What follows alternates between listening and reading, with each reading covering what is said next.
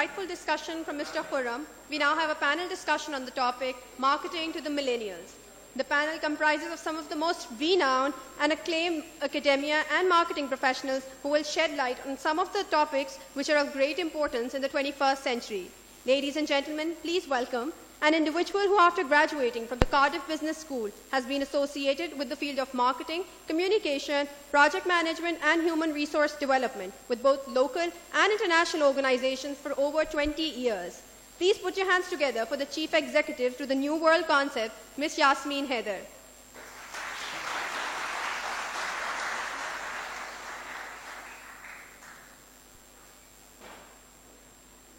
I would now like to invite Mr. Jameel Mughal, who's the former GM Marketing and Development for McDonald's Pakistan and is the current Marketing Director for the same. Mr. Jameel is also the President of the Pakistan Food Association and has successfully completed the Global Business Planning Process certification from the Hamburger University, Chicago. Please welcome Mr. Jameel Mughal.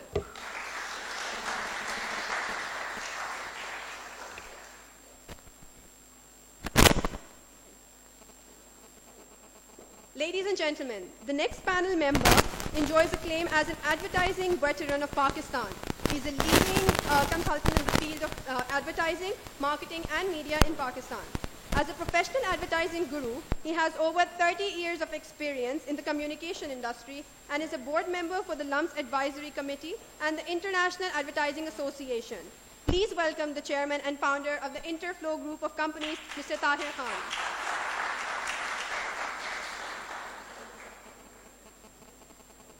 Next, I would like to invite a true 21st century marketeer with experience ranging from managing brands for Reckitt Benckiser, Johnson & Johnson, Novartis. He has also held faculty position at IBA and Zebis. He is a representative for Kantar Retail in Pakistan. Please welcome the Principal Consultant for Brands Hotline, Mr. Umar Abdeen.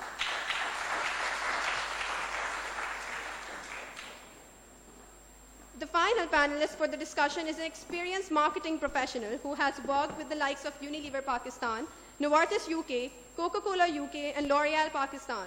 She has been the former general manager for L'Oreal's professional salon division. Please welcome Ms. Arshi Ahmed.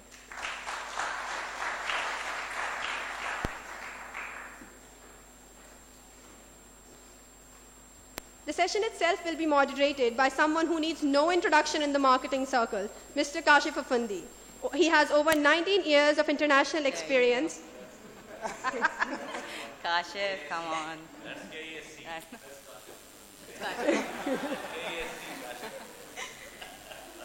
Okay, so he has over 19 years of international experience working in the MENA and South Asia region with top multinationals including Chevron, Philips, Unilever, Tetley, and is currently working with the Abu Dhabi National Industrial Projects Company in UAE. So we would like to hand you the floor.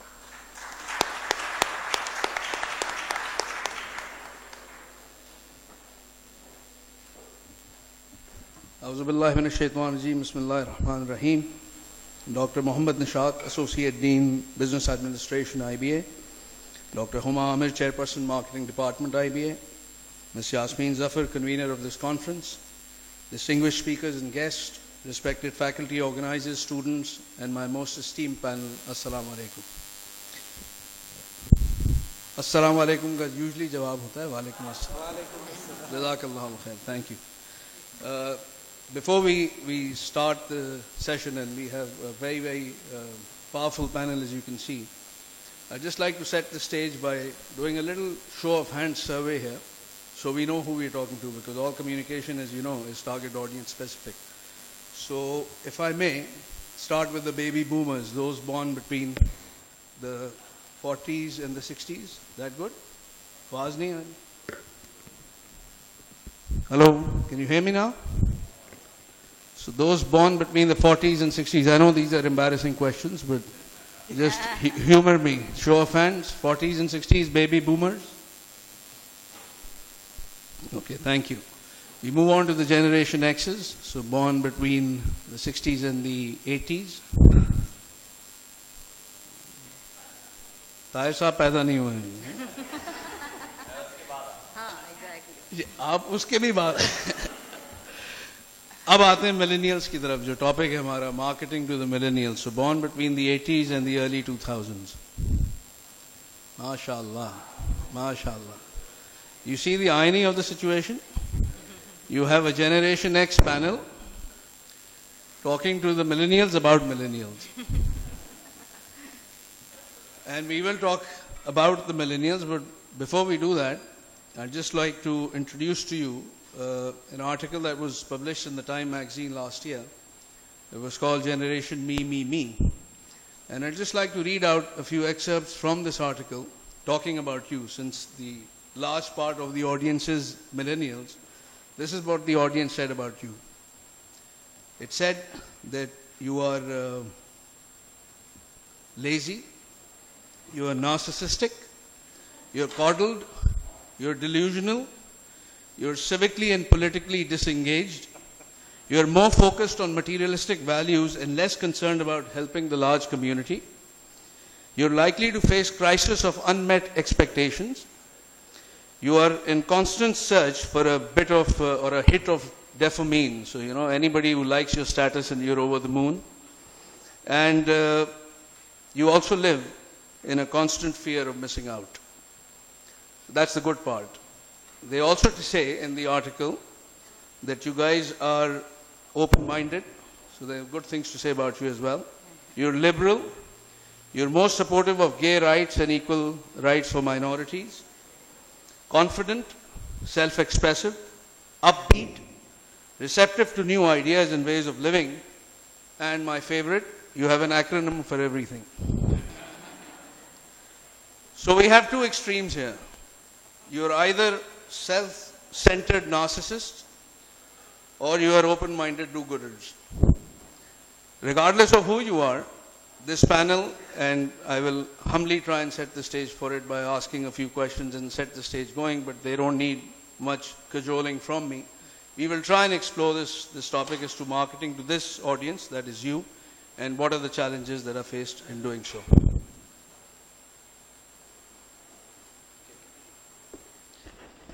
I'm told that the mics here are not working, so perhaps we'll use the hand mics. Can you all hear us? Okay, great. So let me start with the lady, Yasmin. Yasmin, how do you see Generation Y, or the millennials as they are called? By the way, you're also called Peter Pan and Boomerang and Generation Me, because there's a tendency for the millennials to move back with the parents and delay the adulthood rights like marriage and career. So you're really chilled out. Thand parade hai puri. So, Yasmin, how would you compare, in your experience of being in services marketing, Generation X and Generation Y? Bismillahirrahmanirrahim. Before I answer Kashif's question, I would like to very much thank, can you hear me? Yeah, okay. I would like to thank IBA and the convener of this conference and Kashif for this invitation to be here. It's always great to be back at IBA, my alma mater, and to see a hall full of beautiful and vibrant faces, mashallah. Coming back to Kashif's question, I think Generation X and Generation Y are very much different in their approach, both in terms of professional and personal lives. I belong to Generation X. So for me, the standards which defined my choices, whether it was professional choices or personal choices, I think were different than what I see today. Generation Y, I find very, very confident, extremely open. In terms of communication, very vibrant and willing to take on new ideas and new thoughts. I disagree with a lot of what was said in the Time article, because I think that Generation Y is very politically cautious, extremely concerned about community and willing to take action regarding that. I find Generation X to be much more conservative, much more focused towards institutional building, much more with a longer term view of society, and much more maybe brand loyal and brand conscious when we talk specifically about marketing. Generation Y, on the other hand, is much more open to sampling and much more open to thinking of more creative ways to fulfill their needs. In terms of services marketing, which I am involved with, in my business, I find a huge change in my clients' attitude in the last 12, 15 years. Previously, if we had a relationship with a client, be it an MNC or a local company, a lot of our work strength was based on the fact that we were, an established vendor of that company. There was a defined SOP for doing work, etc. And, as long as we met that regular flow of work would always be there. In the last 10 years, with the communication explosion, social media, etc., we were forced to, focus more on creativity, to try and satisfy each product manager's distinct creative needs for his brands. And that actually helped us improve our own efficiency levels, our own productivity levels. So I think whatever change has happened is very much for the better. And it has also led to a lot of growth in entrepreneurship in Pakistan and worldwide, I guess. And I think that's great for economies globally, because the more entrepreneurs we have, the greater contribution we have towards the economy. And it has also helped, I think, bridge the urban-rural divide in Pakistan, because more and more young people are willing to take risk, are willing to set up their own little shops and try and work at succeeding. Thank you, Yasmin. I think वो article जो था वो American बच्चों की बातें कर रहा था. आप पाकिस्तानी बच्चे ज़्यादा नहीं, ऐसे नहीं है, सुलझे हुए नहीं है. Okay, instead of moving like in a sequence, I'm going to break the sequence a bit. There's one more observation about the millennials, that they are digital natives. They were born in an age of digital era, and people like myself, Generation X, are digital immigrants, because we moved in this era. I still remember, Tahir Saab is here, STN grew, I saw STN growing from zero. I still remember the 5-minute cartoon that used to come at PTV, and we used to sit, as opposed to the 24-hour cartoon channel that my kids now watch. And I frankly admit that my 3-year-old son can operate the iPad better than I ever will, I'm sure of that. So what is this difference between being a digital immigrant versus being a digital native? Can I have Umar say something on that? Assalamu alaikum. So, first of all, I don't agree that millennials are pure natives. It's like one of us, when we migrate to, let's say, the US or the UK or Canada or Australia, and we take along with us 1 or 2 children. Those kids are 7 to 8 years old, and they're not true natives, but they will become natives much faster than I ever will. And if you ever have a child born in Canada or the US, they will be true digital natives, and that I would say is Generation Z, probably. So millennials are old enough to actually remember life without technology. And correct me if I'm wrong, there was a time when you guys look back in your memories, and approximately half my class is sitting here right now, so I expect you to be fully paying attention. Yeah, that's right. अभी हंस लें आप, मैं कल फिर आपसे पूछूंगा. हाँ, so basically, understanding technology, looking at the world through the lens of technology, means that they have a tech-eyed view to pretty much everything they do. There's this concept of digital identity. People share almost too much information. For people like us, for Generation X, to know that, one of our nephews or nieces, went to the bathroom and had a particularly satisfactory evacuation is just way too much information. It really is. But for Gen Y, everything is viewed through the lens. Every moment is ripe and ready for sharing and must be shared. If there is no actual GSM signal available at that particular moment, that shared moment will be stored on the phone until they are able to find a Wi-Fi. And then it will upload. And whatever it is will be there, and you'll have 7 likes and 5 comments within the next 5 minutes. And therefore you know that you have some social currency left in your network, right? That's how you know. Otherwise, if no one likes it, oh God, am I dead? Do I still exist? Do I still live? It's amazingly difficult question to answer. The second concept is one of fame. So our generation and our parents' generation, actually our parents' generation, actively avoided fame. They went out of their way to not have their name in the newspaper. Us, we're kind of ambivalent about it. ठीक है, होता है कभी कभार. सही है, Twitter feed भी चलती है थोड़ी बहुत. We have a Facebook page which is a very limited profile. We might be active on, other forums, but we're not that active. But Gen Y not only aspires to that 15 minutes of fame, they expect it. It will happen to me someday. मेरा एक ना एक video बहुत viral जाएगा, और या तो मैं कोई फिल्म शॉर्ट बनाऊंगी, और वो जो है वो लोग पागल हो जाएंगे उसके पीछे. And I know this will happen because it is my life, it is my destiny. So this expectation of fame, there was a song that came out a couple of years ago. Everybody wants to be a billionaire. I'm not going to try and sing it, but basically the theme of it was that we all want to be billionaires. We all want to live the lifestyle of a billionaire without having to do the work for it, which is part of the criticism that Kashif mentioned earlier, that Gen Y can be perceived as lazy. The third thing is life tracking. We like to think of ourselves as generators of data. We generate an enormous amount of data. And how do we do it? We measure it, by the way. We measure the number of likes we get. We measure the number of friends we have on our Facebook page.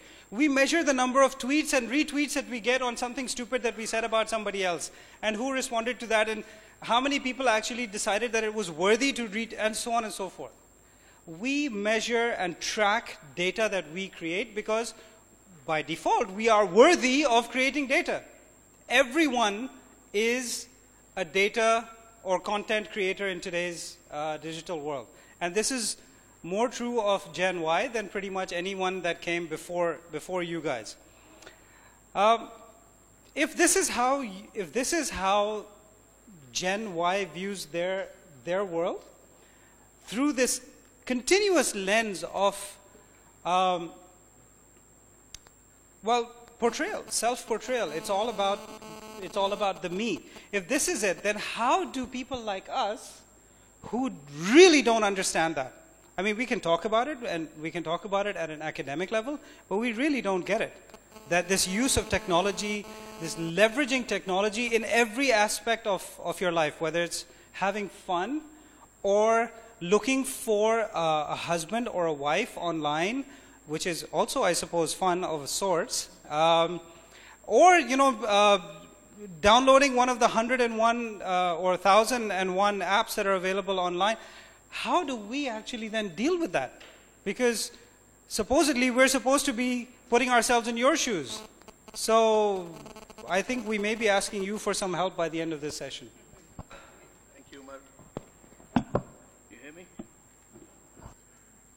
Hello. Yeah. Let me move on to the institution himself now, Tahir Saab. Tahir Saab, in the light of this discussion that we've just had, of targeting moments and their desire to be seen and heard, how, in your opinion, have the rules of branding and marketing changed? You've been with the media, you've been with advertising, you've dealt with clients before, you deal with them now. What has changed? Bismillah ar-Rahman ar-Rahim. I think the first thing is that whether it's IBA or LAMS, I always emphasize the need for local case studies, the need not to look into and dwell into American case studies. Because right now, if you see, the fundamental difference is that if you take people under the age of 34, that's what the millennial is all about. Then in the US, it has a different relevance than it has in Pakistan. In Pakistan, it will be the majority of the country. In the US, it's a portion, and you talk about the spending power. And the whole thing in Pakistan, I mean, if you look at it, we have got 120 million plus cell connections. But you've got only 2 million people on Twitter. So I think we have to look at it in our own light. And the other thing is, while if you look at the Times description, they describe them as pro-gay movements and all. Our younger generation, this generation, are, I think, far more religious or religiously inclined than the Generation X of our country. And if you ever doubt it, take a look around you, go to the streets and you'll watch that there's far more. So if we are talking about the US, then yes, we can talk about them, we know what they do, we can talk about the selfies, we can talk about Tumblr, we can talk about, but I personally think that if you look at our market, then it's a very, very significantly different impact that this generation is undergoing. Yes, what has changed? Let me tell you from my perspective, from advertising and marketing perspective. All or most animals can talk, can communicate. Human being is the only one who can tell a story. Now, whether it was the caves that we started telling stories, and all that the marketeer has to do is to come up with a compelling story. Now, whatever form, now you're reaching the audience through a screen, whether it's a cell or it's whatever screen you are. It's not just a TV screen that we were approached. The whole thing still today is, how do you come up with a compelling story? How do you appeal to the hearts and the minds of the target audience? And how do you connect with them? So today co-creation is there. Today there's a lot of content, but brands now have to be, what has actually fundamentally changed is the speed of information. It's also the customization. It's also the two-way. No, the consumer in our times was a couch potato. He sat on a couch, watched television, we bombarded him. Now he's a couch commando. He dictates. So that is going to obviously shape things, communications differently. What I think essentially companies have to be now more vibrant. Like Oreo had to react within those seconds that the lights went out. So you have to be very quick on your reaction. You have to be on the job all the time. You have to be on your toes. And you've got to speak the same language. That, for the North American market, is now very much in. And the other thing that I'd like to say from we advertisers took a long time figuring out how to do good packaging. Then we figured out how to make good press ads and good posters. Then all multinationals figured out how to make great TVCs. So every big multinational has a manual for TVCs, whether it's Nestle or Pepsi or Unilever. They all have their own ways of making TVCs. We still, even in North America, have not figured out how to use this new dynamic medium. So in television productions, you can have a course and people will tell you exactly how to make it. There's a manual. There's none for this digital foray that is there. We all talk about case studies. Every international conference that I go about, there's case studies. People will talk about Oreo, people will talk about Sprite, we will talk about, but they are only case studies. There's no manual. No one can tell you, this is how you do it. There's nobody right now. So we are in the process of evolution, and I think fundamentally what we need to do is to have a deeper analysis, a deeper understanding of our millennial generation, because in Pakistan, we have very little that we know about the under 34s of this country. We all generalize, but there's such a big rural and urban divide. There's such a big class divide in our country. There's such a big ethnic divide that I think we should concentrate all our resources towards understanding our people better. Thanks. Thank you, Tahir. That sort of opened up a lot of avenues, and I'll come to some of those in a while. Let me now move on to Arshi. Arshi, with your experience with L'Oreal, are the Generation Y more vain than Generation X? Do they like cosmetics more, less? Assalamu alaikum. Kashif, it's interesting to share some of my experience about moving back from London. So I lived in London a few years after I graduated from IBA, and obviously it was the first time I started work, started interacting with people. I think this is going off. And when I moved back from Pakistan, the first thing I noticed were the women on the street. Okay, and a lot of you, how I remember myself at IBA, are a lot more confident, are a lot more self-aware of themselves, are a lot more self-aware of what they wear, how they dress, how they look. You know, even if there are a lot more people now who are more religiously inclined and are very different from what I saw at the IBA when I was growing up, but this level of self-awareness has definitely increased. And I think that's one of the reasons that L'Oreal... That's one of the reasons L'Oreal came into Pakistan 6 years ago, is because they sought this opportunity of the women, of the need for cosmetics and of the sort of awareness of beauty in the market.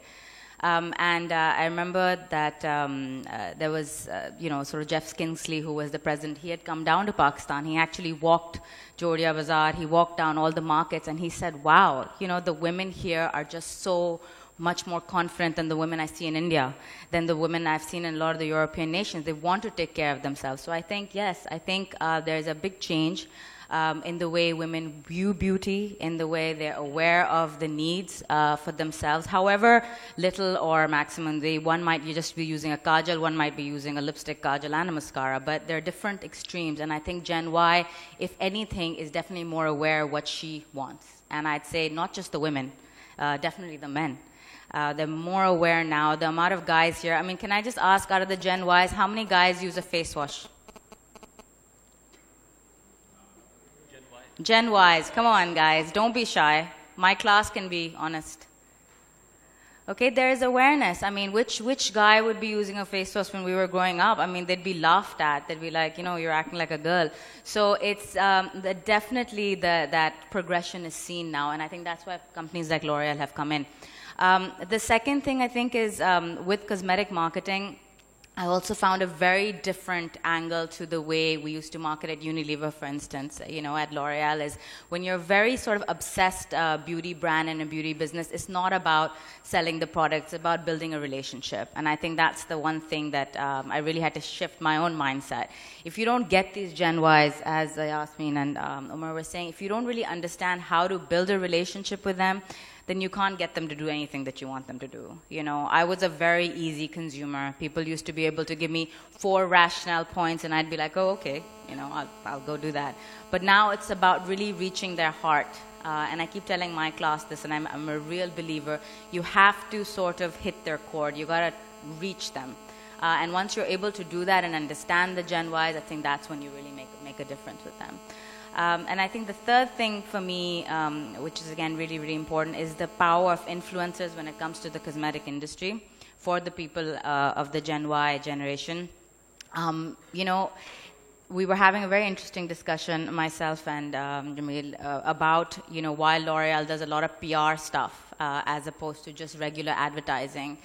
We believe, I think, in things like beauty markets, and when it comes to very personal products that you need for yourselves, the power of influencers are huge. All of these women, all of you out there, you look to someone, whether it's a celeb, whether it's a very sort of influencing personality in the fashion industry. What are they doing? How are they acting? What are they wearing? How do they talk? And I think, again, that advertising shift, not only from a digital point of view, but also PR is becoming extremely important for Gen Y. And I think that's what a lot of the cosmetic industry, a lot of the beauty markets are going towards. We have a lot more established PR agencies now, as we did during my time as a marketeer growing up. It was very much creative agency, media agency. So I think that's something else to look out for. Thank you. Thank you, Arshi. ये जिन्होंने हाथ उठाए थे ना face wash, इनकी class बाहर होगी अभी जब ये जाएंगे. Moving on to food now, because we have Mr. McDonald's here with us. Again, let me refer to a research I was reading on the millennials' current choices for food. And it said that the current choices for millennials include high-quality ingredients, better value food, entertaining casual restaurants, and a preference for digital engagement. And the article went on to mention 3 restaurants. Obviously, this is, again, as Tahir Saab said, this is not Pakistan, this is a US research, but it mentioned Chipotle, Panera, and Starbucks. So we know Starbucks of the 3. But I'd like to know from Jamil whether McDonald's is looking at these 4 things that I just mentioned, and what is it doing in Pakistan and abroad for engaging with the millennials, especially on the digital side. The 3 different brands that you had mentioned. I think Chipotle's, Panera Bread, and Starbucks. Now, I think these are the brands which came into being during the Generation Y period, versus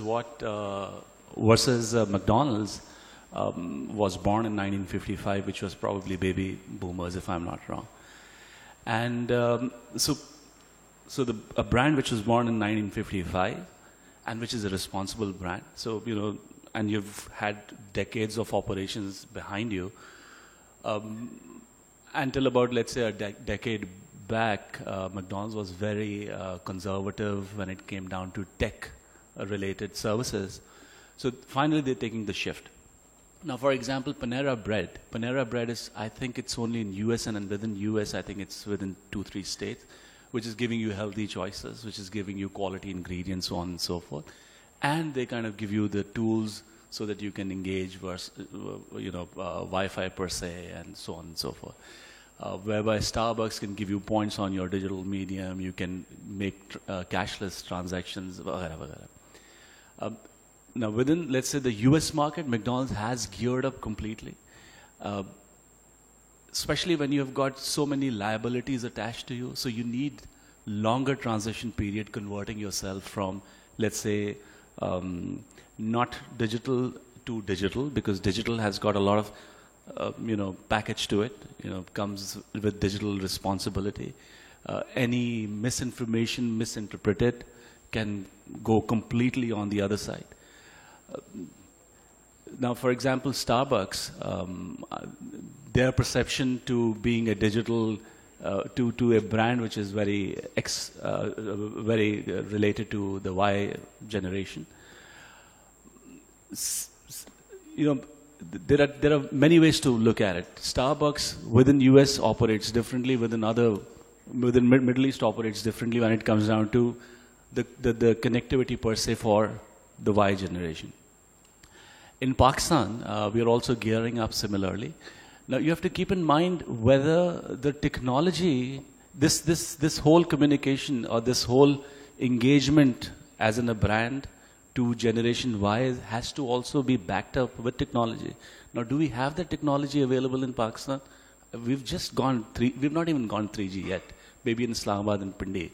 So I think it's going to take another week, 10 days more.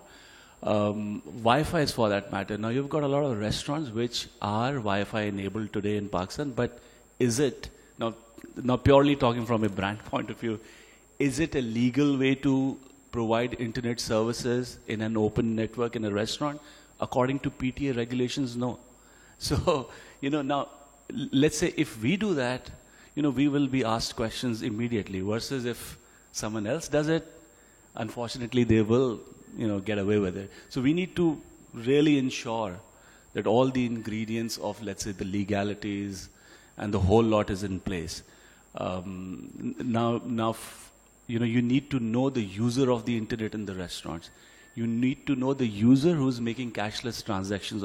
Now, cashless transactions, State Bank has recently had given a go-ahead on cashless transactions, which is transactions which are non-banking related transactions. So finally, that's gearing up. But do you have the service providers available? Not. So, we're getting there. I think it's going to take another year or so before we really capture that market fully.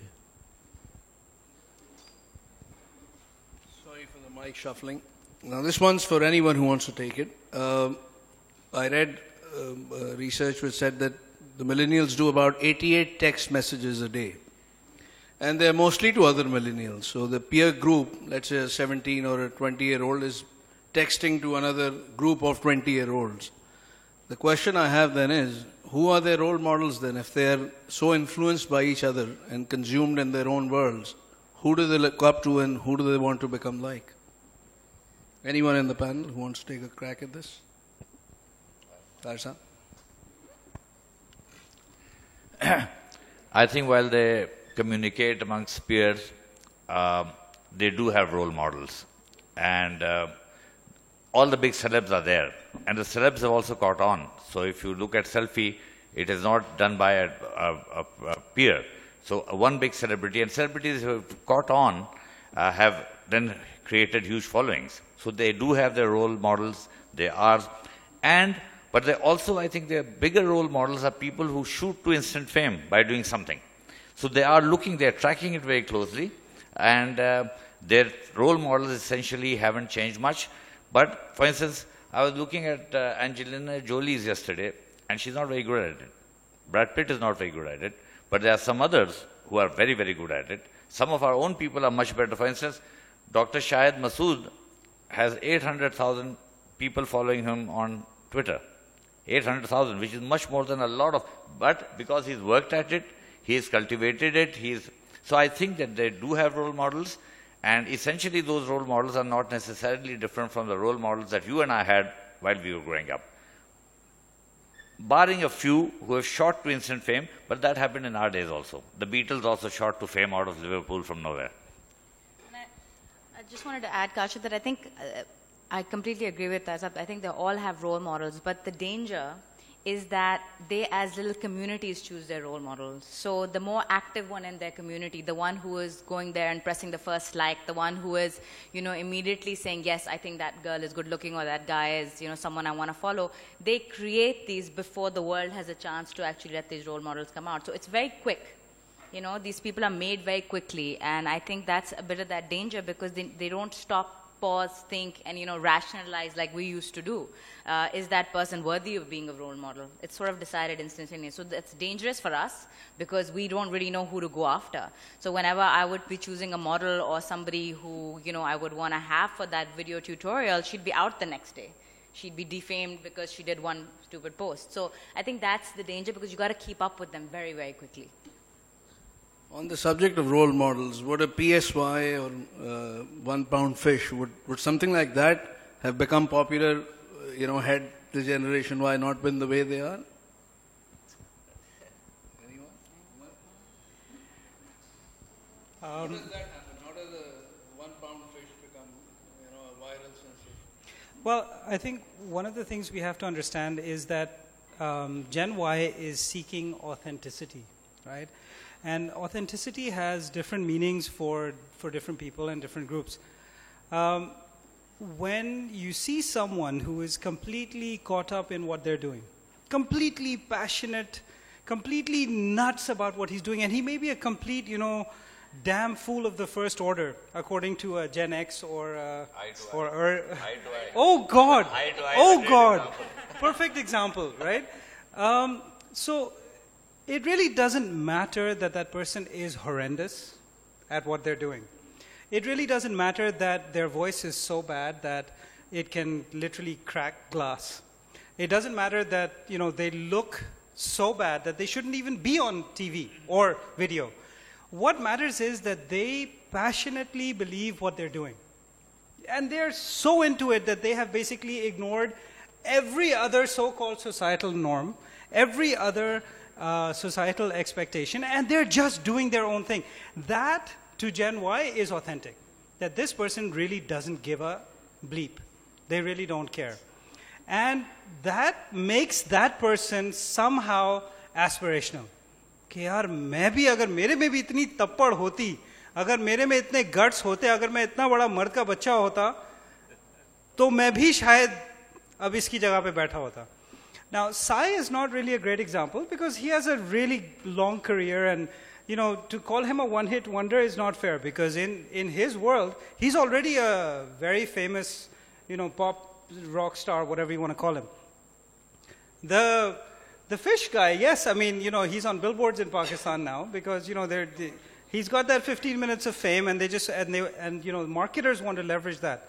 And then you've got the Pakistani Mr. Bean, which is another creation of sorts, which is, I think, homage really to a character that is iconic around the world. And it's typically Pakistani. Like, you would not see this, I don't think, in any other, except maybe in India, I don't know. वही Sai, मैं उसी की बात कर रहा था. So I guess the question is, if you are authentic as a brand, if you are authentic and if you have values and belief systems that resonate with Gen Y, you have a higher chance of success. And if you try and bullshit them, oh my God, this Gen Y group is merciless. They will fillet you, and serve you up for, as yesterday's dinner, not even today's dinner. So you have to be authentic at all times. Sure. Mike, de dein zara.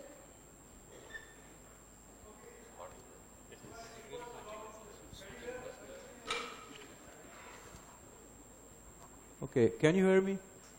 Okay, we were talking about the influence, and recently I have carried out a study in which I have used McCabe's 1987 framework, and which I applied on Generation Y. And the strongest influencer on body image, I'm talking, was media, and the second strongest was peers and teachers, and parents were non-significant predictors. And I was wondering that if I apply the same model now on Generation X, meaning the people who were born at my age group, probably the finding, I don't know, would be same or different. Anyway, thank you. While the mic has now gone there, because we could go on and on for a long time, I think it's the Generation Y opportunity now to throw questions at the panel before we round up. No, don't give that guy a mic. Don't give that guy a mic. He's trouble.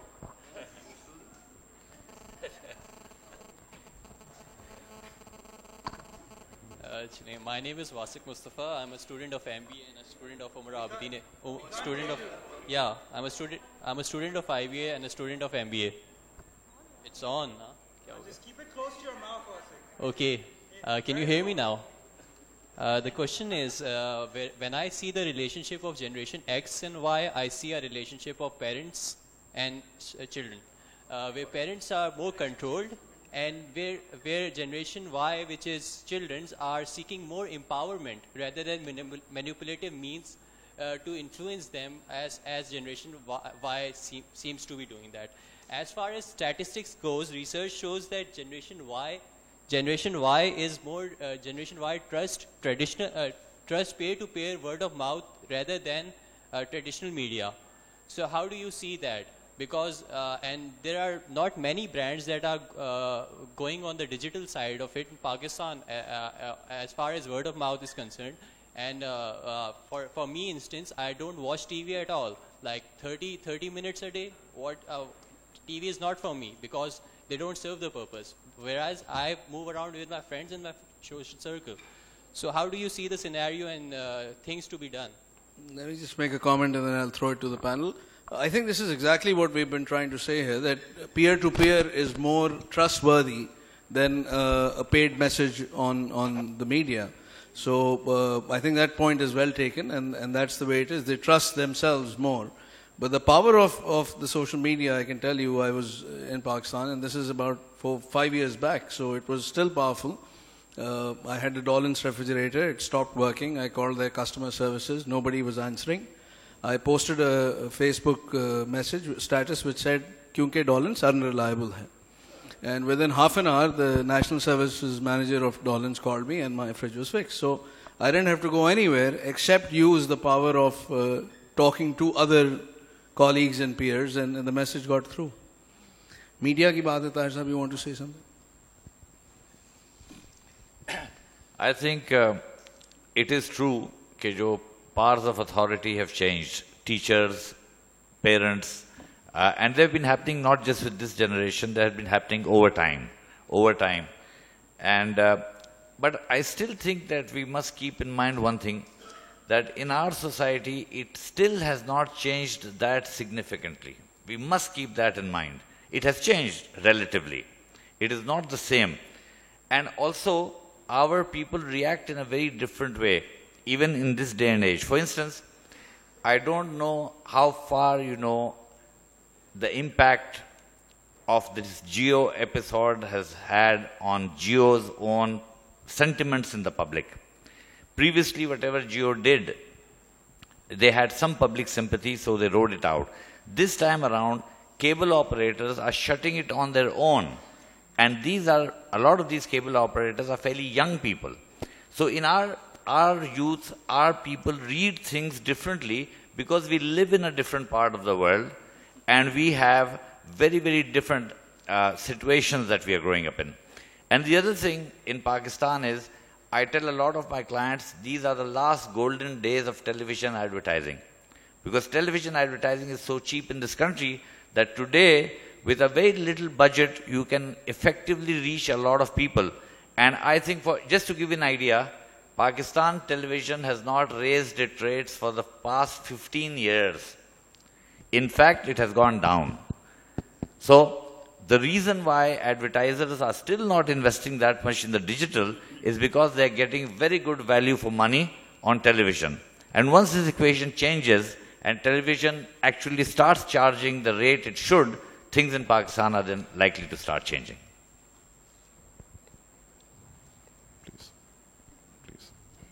There's a question there, I think. Yes, please. Assalamu alaikum, everyone. My name is Usman Ali Ahmad, and I've been working with marketing in the not-for-profit sector for the last 3 years now. In my limited experience, just to share experience since we are all doing that today, I've found that TV still holds, as Sir said, TV still holds maximum value for money. कि आपने maximum hits देनी है, TV के बगैर नहीं मुमकिन है. Still in Pakistan, yes, digital has its role. Dolan's example worked, but sir, that was you. You are a big name in marketing yourself, so somebody then called you up and corrected the problem. But for people in general, TV still plays a huge role. मैंने एक recently एक इदारे के लिए भी ad चलाया for USAID, and 3 years तक हमने कोई marketing नहीं की. हमारे जो previous head थे वो कहते थे no need for TV marketing etc etc. Zero hits, zero calls, zero return. 15 दिन के लिए टीवी कैंपेन चला, 3000 calls per day on my helpline, जहां पहले 4 कॉल्स पर डे आती थी. And you see TV in Pakistan still holds maximum value. Yes, generation X and Y वाला डिफरेंस है, वाई वांट्स ऑथेंटिसिटी, बट हमारे मुल्क में इंफॉर्मेशन गैप्स अभी भी बहुत बड़े हैं, जहां पे टीवी एडवर्टाइजिंग का रोल अभी भी बहुत स्ट्रॉन्ग है. You talk about voucher campaigns, you talk about promotional campaigns, जिसमें कस्टमर को हम गिफ्ट देने की बात करते हैं. जब तक हम टीवी पे रन ना करें, वो कैंपेन ही फेल हो जाती है. And that's also true. Thank you very much. I think again fair point. You. So I don't think anyone is saying that we should not have TV as part of the mix. I think any brand that can afford to do TV should definitely do TV. There's no question about that. My conjecture or supposition would be that rather than doing TV only, you have to market in 3 or 4 dimensions. And the reason for that is that if you don't, it's an opportunity lost.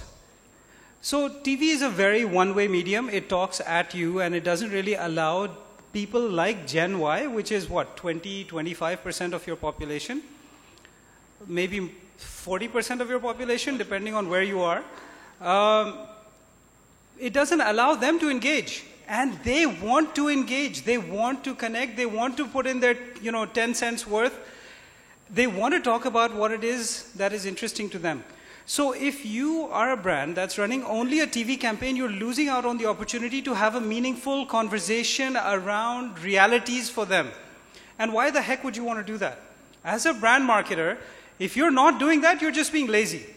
And unfortunately, there is a plethora of lazy marketing in Pakistan.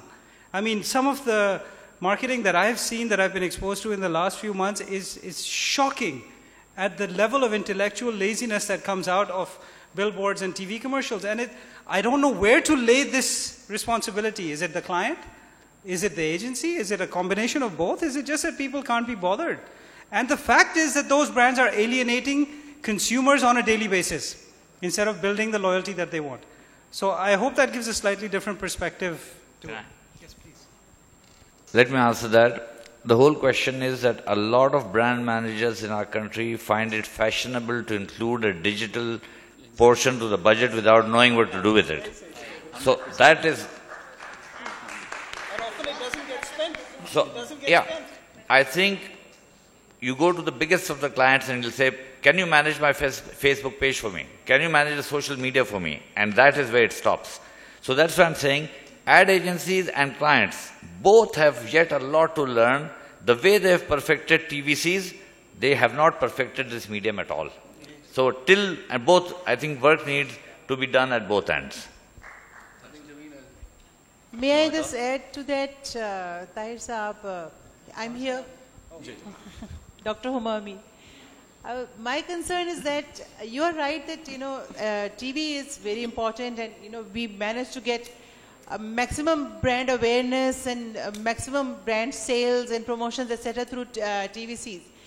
The thing is that TV, currently, we may say that we are behind other, let's say, more modernized nations, in the sense that we hold the strings longer than the other countries do as far as our children are concerned. So when it comes to spending money on stuff like, electronics, etc., that has to do with household stuff, I mean, not the iPads and the mobile phones, that's different. But when it comes to spending money in the house for, let's say, groceries, all that is done by the parents, and those are Generation X. So a lot of influence that comes from the television is translated into the purchases we make at home.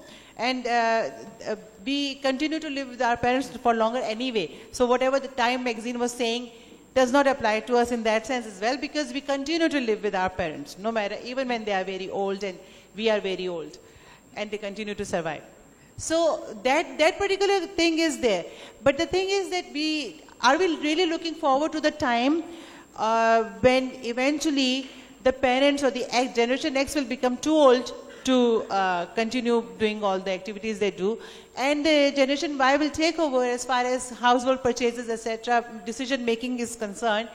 That is what you should be looking at, because currently, fine, this is Generation X doing all the purchasing. What about later on?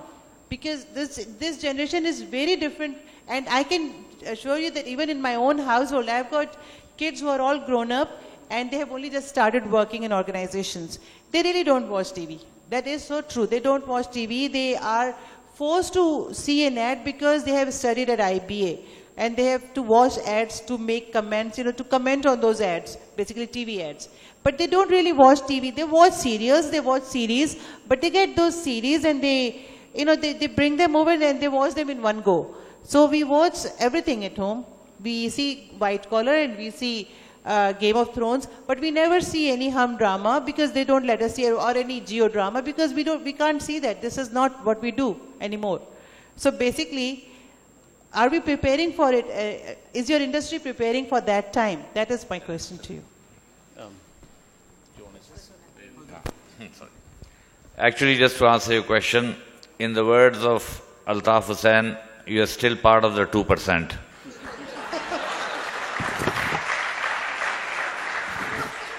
Can I add to? I think no plan as such is a good plan unless executed to perfection. And I don't think that, we've been able to put our finger onto the right execution formula of digital in Pakistan, as you had already said, that, we don't have enough data, we don't know much about it. So it's all generalization by and large. I feel, a lot depends on the product. A lot depends on your, let's say, whatever that you are trying to market, etc. Whether you need a combination of, let's say, outdoor, electronic, inclusive of digital or not. And it is very fashionable these days to have one agency who's maintaining your digital. So far, I think the formula has been kind of spotted for skilled products, such as, let's say, if I were a fashion designer, digital was the dream come true for me because, the economies of scale would be just right. I would be able to spend very little and get the exposure to Generation Y or who not. But the irony is for mass brands like ourselves, like Coke and etc., what do you do? Now, besides engagement. Now, just to do engagement for the sake of being relevant and being there, there's a new terminology called go to the market now. So, the idea is that, market should not come to you, you should go to the market, and that's mostly done on the digital platforms. GTM, as they call it. Now, for us, what we have seen so far in the last 3-4 years of stint on digital, yes, we need to gear up ourselves because things are changing. I'll come back to my original point, whether we are ready on the tech, whether the technology is ready per se. Let's say if you see a product on your iPad, then what do? Then you get out of your car, get out of your home, sit in your car, go to the shop. You don't have any parking there. You've got to face with that hassle as it is. Digital does not mean that you saw something on your iPad and the product would be there, immediately in your cupboard. Not at all. I think the struggle that we're facing today is there's a call for you, Kashif.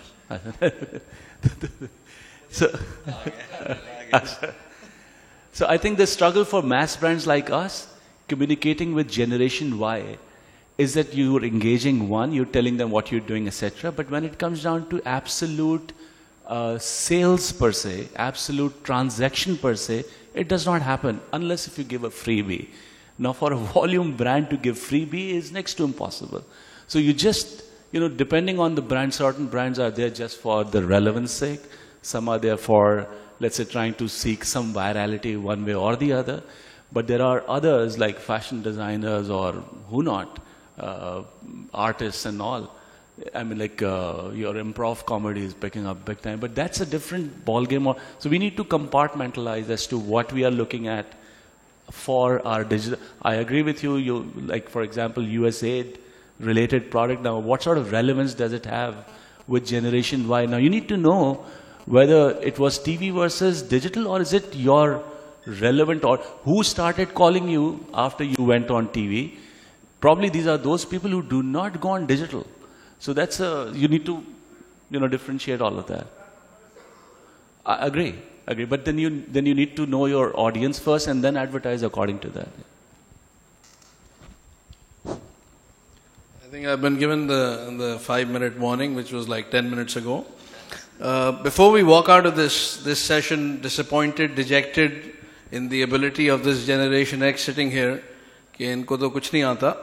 Let me give you heart. I was in a conference in UAE about 5 months back, in which the co-creator of the hashtag was there, the Twitter account manager for UAE was there, and they all made big claims about it's not about targeting consumers, it's about targeting moments, and this happens and that happens. And I asked one simple question. I said, as Tahir Saab said, I said, has anybody got it right in the global world? Forget about Pakistan. And the answer was no. It's still being discovered. So what has happened is, because of this phenomena of digital that has come about, there's a lot of fluff in marketing. As Tahir Saab said and the other speakers, a lot of clients just come and say, hame Facebook pe hona hai. We want to be on the social media. With what? No idea. How is it relevant to your brand? No idea. So that's what's happening in the global stage as well. So take heart, Pakistan is not too far behind. And we have, as Jameel said correctly, we have technological issues also. We have, issues with the actual delivery of the mechanism. So even if you were to do an app, for example, I mean, in UAE, I can tell you, the government has about 50 apps now. You have a police app that you can go and file a complaint. You pay all your bills through online. So nothing is now left to the bureaucracy of the government. Everything is on the app. But for that you need to gear up technology as well. So take heart, guys. This old guard sitting here is not completely out of depth with the current realities. But obviously we look forward to a day when the energetic Generation Y sitting there will do a much, much better job of marketing and branding that we have been able to do. Thank you. Let me also quickly thank the panel for the wonderful discussion. Thank you very much for taking time out.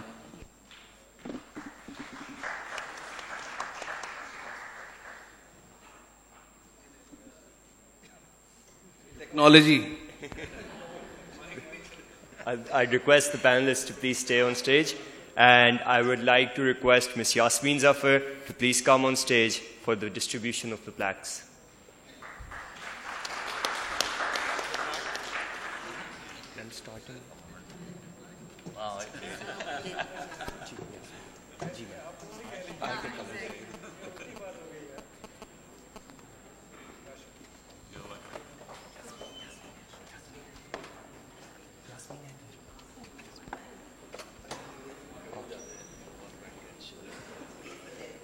Ms. Yasmin Eder.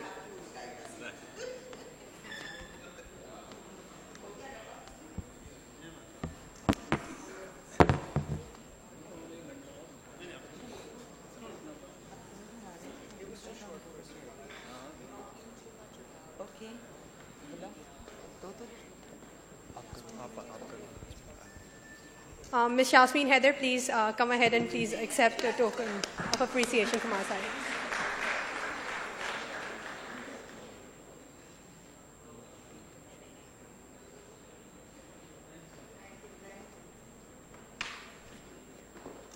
Mr. Jameel Mughal, please come ahead and accept the token of appreciation from our side.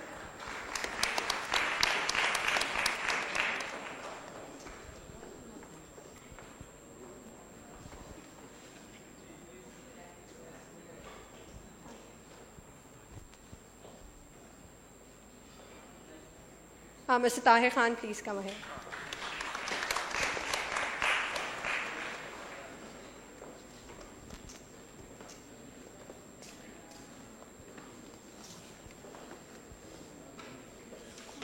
Mr. Omar Abdin, please come ahead.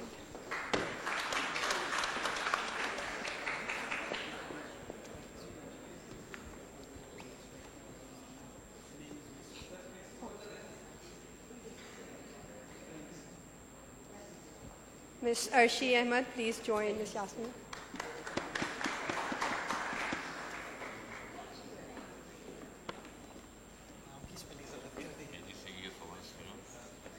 And lastly, Mr. Kashif Effendi, thank you for being an amazing moderator. Thank you, sir.